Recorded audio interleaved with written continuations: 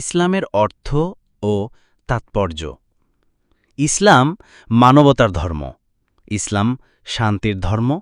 আল্লাহ সুবহানাল্লাহ তাআলা এই ধর্মের নামকরণই করেছেন শান্তি, নিরাপত্তা ও আত্মসমর্পণ হিসাবে। আবিধানিক দিক থেকে যেমন ইসলাম মানে শান্তি বা স্বস্তি, পারিভাষিক দিক থেকেও ইসলাম হল সকলের জন্য শান্তি, প্রেম, প্রীতি ও ন্যায়পরায়ণতা ও মঙ্গল।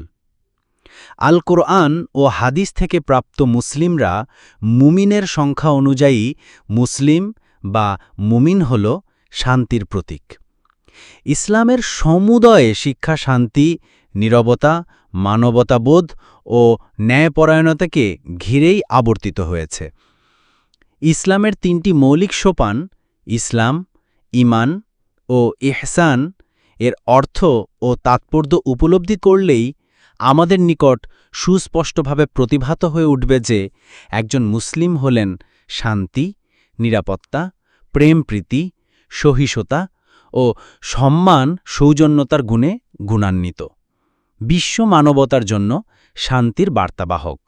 আমরা পূর্বেই উল্লেখ করেছি যে ইসলাম শব্দটি সালাম বা শালিমা থেকে সৃষ্ট, যার অর্থ হল শান্তি। শান্তির দিন ইসলামে পুরোপুরি দাখিল হওয়ার জন্য নির্দেশ প্রদান করে আল্লাহ সুবহানাহু ওয়া তাআলা বলেন, ইসলামে পূর্ণরূপে প্রবেশ করো।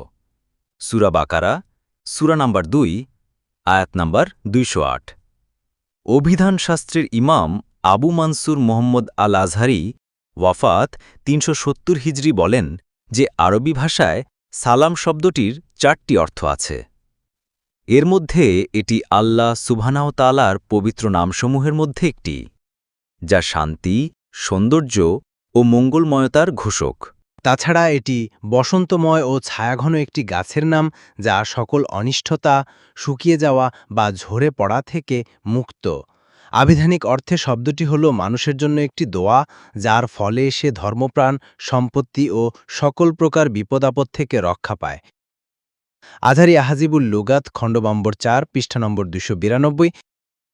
জান্নাতকেও দারুসসালাম বা শান্তির আভাস বলা হয়। জান্নাত যেহেতু সকল প্রকার অশান্তি, দুঃখ, ভয়, কষ্ট থেকে মুক্তি এবং শান্তি, সম্মান, আনন্দের নীড়, তাই এর নাম হচ্ছে দারুসসালাম। সুতরাং আবিধানিক আলোচনা থেকে প্রতিভাত হয় যে ইসলাম মঙ্গলময়তা, শান্তি, আশ্রয় ও নিরাপত্তারই